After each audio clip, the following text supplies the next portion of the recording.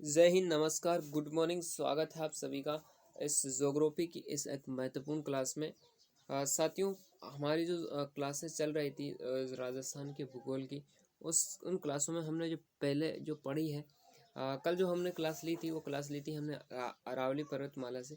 और उसी की कड़ी को हम आगे बढ़ाते हुए आज की क्लास में हम यहाँ पर पढ़ने वाले हैं। टॉपिक आपको दिख रहा होगा, दर्रे और नाल। और इसमें बहुत ही इम्पोर्टेंट यहाँ पर ये टॉपिक इम्पोर्टेंट है क्योंकि एक क्वेश्चन जरूर आता है यहाँ से एग्जाम में। तो अगर आपने पिछली क्लासों को नहीं देखा है तो उनको ज़रूर आप अटेंड कीजिएगा। प्लेलिस्ट में जाकर आप उन क्लासों को अटेंड कर सकते हो। तो साथियों, आज की क्लास की हम शुरुआत करते हैं। इससे पहले मैं आपको बता दूं, अगर आप चैनल पर पहली बार विजिट कर रहे हो तो इसको सब्सक्राइब कर लेना, बेल आइकन को दबा लेना, ताकि जब भी क्लास में लेता हूँ उसकी नोटिफिकेशन आपके फ़ोन में चली जाए। चलिएगा मित्रों, आज की क्लास की हम शुरुआत करते हैं। आप पूरे मनोयोग और शिद्दत के साथ इस क्लास को आपको अटेंड करना है।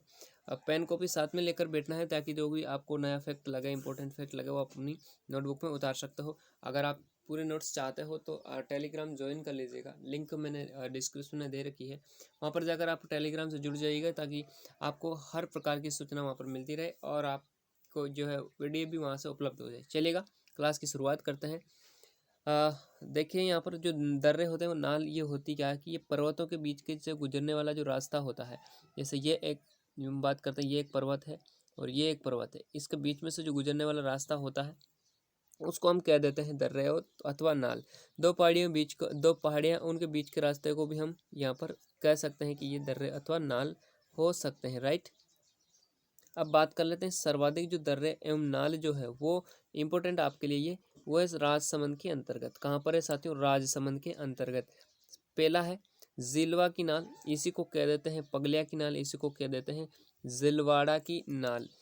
ये जो है पाली से राजसमंद को जोड़ता है और मारवाड़ को मेवाड़ से जोड़ता है। ये फैक्ट बड़े इंपॉर्टेंट है, इनको आपको ध्यान रखना है। पाली से राजसमंद को कौन सा दर्रा जोड़ता है? तो जिलवा की नाल। कौन सी नाल जोड़ती है? तो या पगलिया की नाल जोड़ती है तो जिलवाड़ा की नाल। तीनों ही एक ही नाल के नाम है, राइट। और क्या करता है? मारवाड़ को मेवाड़ से जोड़ती है। कौन सी नाल? जिलवा की नाल, राइट। कहाँ पर है? राजसमंद में है। दूसरी नाल आ जाती है दिवेर की नाल। दिवेर की नाल जो है ये कोठारी नदी का उद्गम स्थल माना जाता है। कचवाली अथवा कच्चबली यह अजमेर व राजसमंद में स्थित है। स्वरूप घाट दर्रा आ जाता है। हल्दी घाटी दर्रा आ जाता है। कामली घाट का दर्रा अजमेर प्लस राजसमंद को जोड़ता है। अजमेर प्लस राजसमंद को जोड़ता है। कौन सा? कामली घाट का जो दर्रा है वो, राइट। गोरम घाट का दर्रा जो है वो अजमेर प्लस राजसमंद, ये भी अजमेर प्लस राजसमंद को जोड़ता है। कामली घाट का भी ये अजमेर प्लस राजसमंद को जोड़ता है। यहाँ पर सौर ऊर्जा से संचालित प्रथम रेलवे स्टेशन है। ये इम्पोर्टेंट फैक्ट है आपकी एग्जाम की दृष्टि से।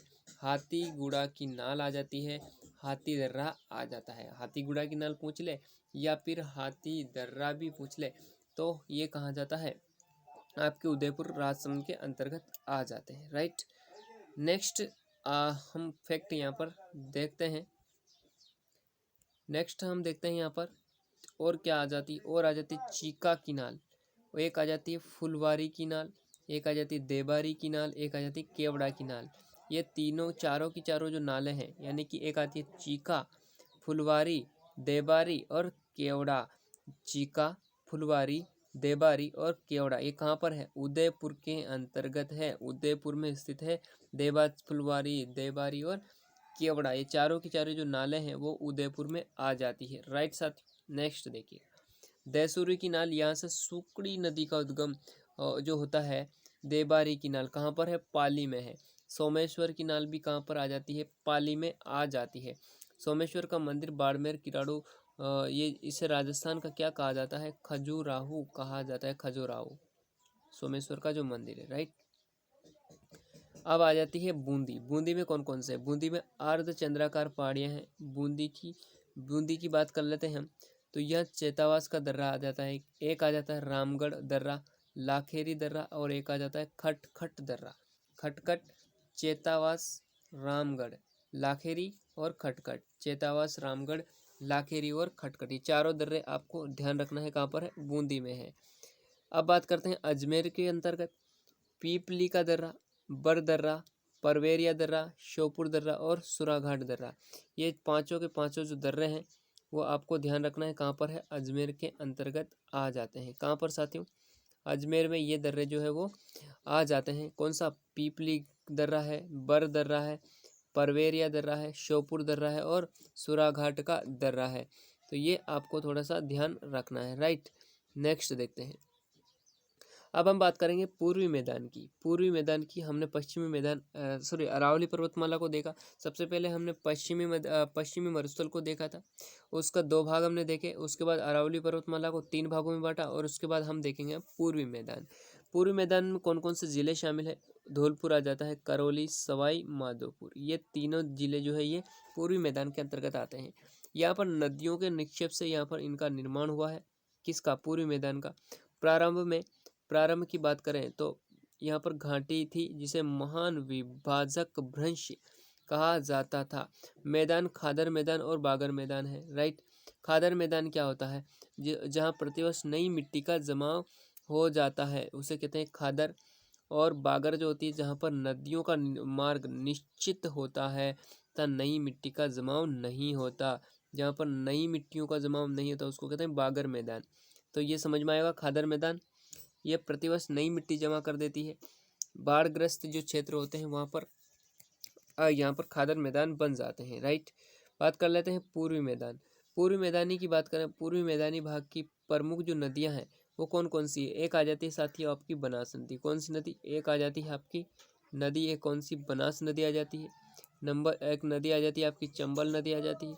एक नदी आपकी आ जाती है बाण गंगा नदी आ जाती है। कौन सी नदी, बाण गंगा नदी आ जाती है।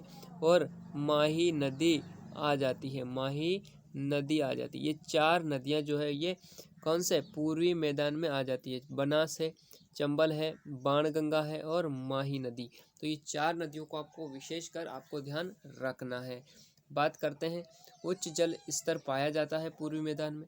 सिंचाई के साधनों का सर्वाधिक विकास कहाँ पर हुआ है, तो पूर्वी मैदान को आपको बताना है। अवशेष 33 सागर का माना जाता है, ये इंपॉर्टेंट है। क्षेत्रफल कितना, 23%। राजस्थान का कितना है, 23% राजस्थान का कुल क्षेत्रफल आ जाता है। जनसंख्या जो है वो यहाँ पर निवास कितनी करती है, 39% जनसंख्या निवास करती है, राइट।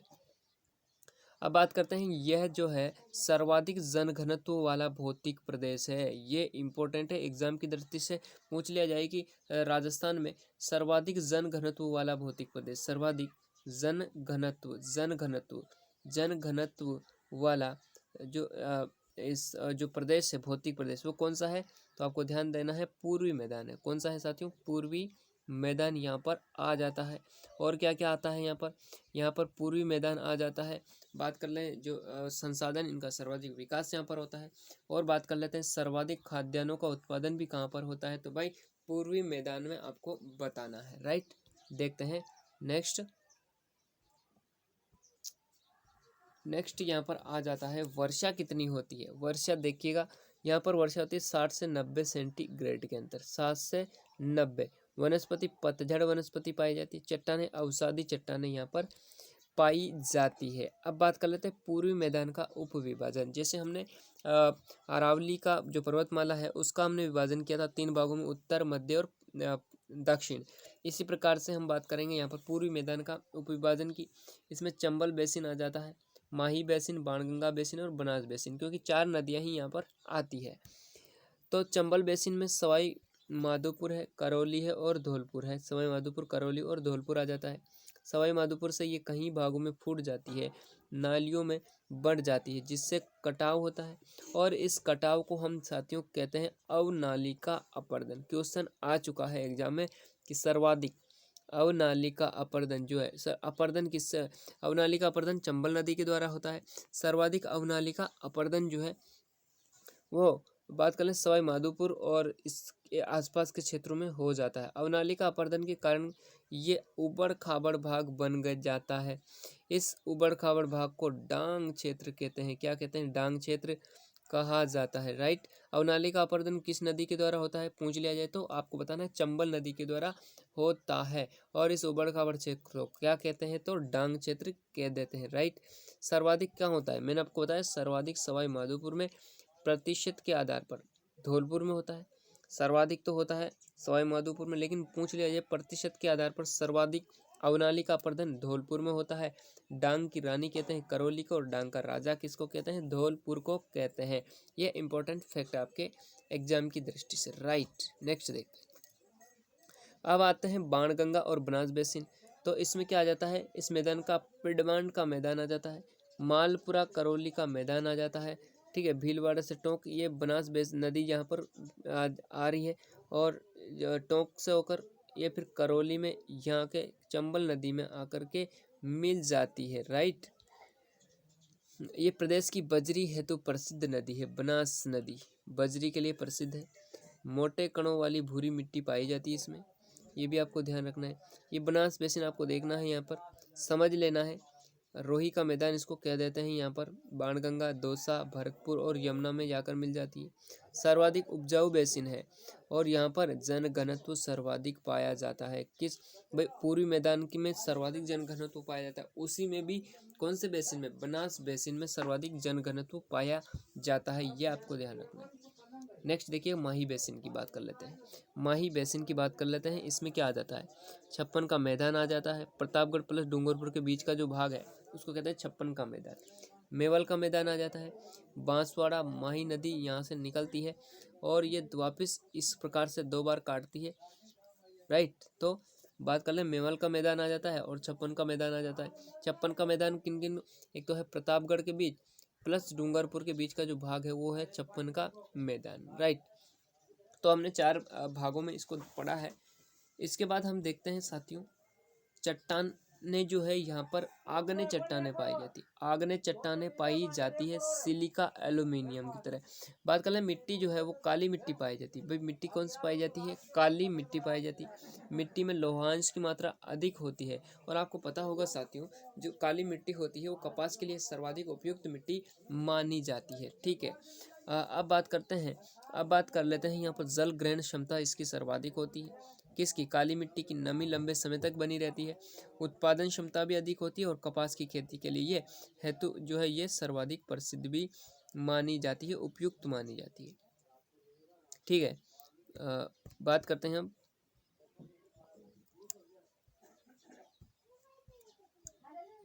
अब हम अगली बात कर लेते हैं। यहाँ पर वर्षा 90 से 120 सेंटीमीटर होती है। राजस्थान में सर्वाधिक वर्षा वाला क्षेत्र भी कौन सा है? माही बेसिन आपसे पूछ लिया जाए तो यहाँ पर सर्वाधिक नदियाँ पाई जाती है। बिल्कुल, यहाँ अस्पष्ट प्रवाह क्षेत्र, अंतः प्रवाह क्षेत्र भी पाया जाता है। यहाँ राजस्थान में सर्वाधिक नमी आर्द्रता पाई जाती है। वनस्पति चौड़ी पत्ती वाली सागवान वृक्ष पाए जाते हैं, ये आपको ध्यान रखना है। बात कर लेते हैं व्यापारिक फसलों में मसाले सर्वाधिक होते हैं। राजस्थान में सर्वाधिक मसालों का उत्पादन कहाँ पर होता है भाई? तो ये हो जाता है आपका बारां जिले के अंतर्गत। राइट, नेक्स्ट देखते हैं। अब बात कर लेते हैं दक्षिण पूर्वी पठारी भाग का उप विभाजन। दक्षिण पूर्वी पठारी भाग का बात करते हैं विंध्य कगार। विंध्य कगार सवाई माधोपुर आ जाता है, करौली और धौलपुर के भूगर्भ में स्थित लाल बालू का पत्थर की पट्टी जो है वो विंध्य कगार के अंतर्गत आती है। साथियों, प्रायद्वीपीय पठार, प्रायद्वीपीय या दक्कन का पठार या मालवा का पठार, अर्धचंद्राकार पहाड़ियाँ यहाँ पर देखने को हमें मिलती है। जैसे बात करते हैं, जैसे इंद्रगढ़ बूंदी में जो है झालावाड़ में आ जाती है। चंबल का मैदान यहाँ पर आता है। साबात की पहाड़ियाँ जो कहाँ पर है? साबात की जो उच्च भूमि है जो कि कहाँ पर है? बारां में है। कहाँ पर है? बारां में आ जाती है। झालावाड़ का पठार आ जाता है, और डग गंगधार का क्षेत्र भी यहाँ पर आ जाता है। साथियों, बात करते हैं बूंदी की। तो बूंदी की सबसे ऊंची जो चोटी है वो सातुर की चोटी, इंपॉर्टेंट है, ध्यान रखना है। बूंदी की सबसे ऊंची चोटी कौन सी है? सातुर की चोटी है। झालावाड़ और कोटा की बात करते हो, चंदवाड़ा में सर्वाधिक बड़ी है।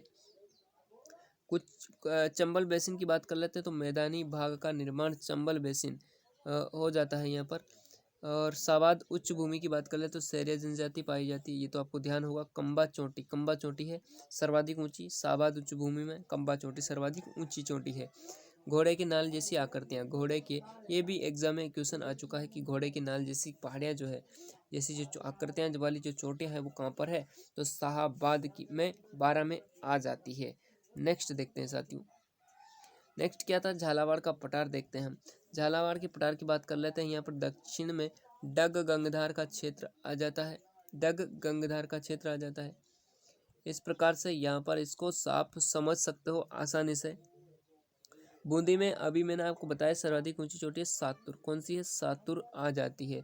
ठीक है, कुंडला की पहाड़ी आ जाती है, घोड़े की नाल जैसी पहाड़ियाँ कहाँ पर, बूंदी में आ जाती है। तो ये मैंने आपको मैप के थ्रू समझाने की कोशिश की है। बात कर लेते हैं महान विभाजक भ्रंश जो है, ग्रेट इंडियन फॉल्ट, या इसको कहते हैं तो great boundary fault, Bundi plus Sawai Madhopur, Bundi plus Sawai Madhopur में आपसे पूछ लिया जाए कि महान विभाजक भ्रंश कहाँ कहाँ पर फैला हुआ है, तो बूंदी प्लस सवाई माधोपुर के अंतर्गत ये आ जाता है साथियों। दक्षिण पूर्वी पठार का ही इसे क्या माना जाता है, हिस्सा माना जाता है। तो यहाँ तक आपको समझ में आया होगा। तो साथियों ये थी आज की अपनी क्लास। आई होप ये क्लास आपको पसंद आई होगी। अगर पसंद आई है तो मुझे कमेंट बॉक्स के माध्यम से ज़रूर बता के जाना, और यकीन मानिएगा आपका कमेंट मुझे अधिक मोटिवेट करता है, और अगली क्लास जो है वो मैं आपके लिए बेहतर से बेहतर लाने की कोशिश करता हूँ। अगर ये क्लास आपको पसंद आई तो अपने मित्रों के साथ अवश्य से साझा कीजिएगा, समझने की कोशिश कीजिए क्लास को, क्योंकि इम्पोर्टेंट क्लास है। मिलते हैं साथियों नेक्स्ट क्लास में। आज के लिए इतना ही, धन्यवाद, जय Hind, Ram Ram, have a nice day.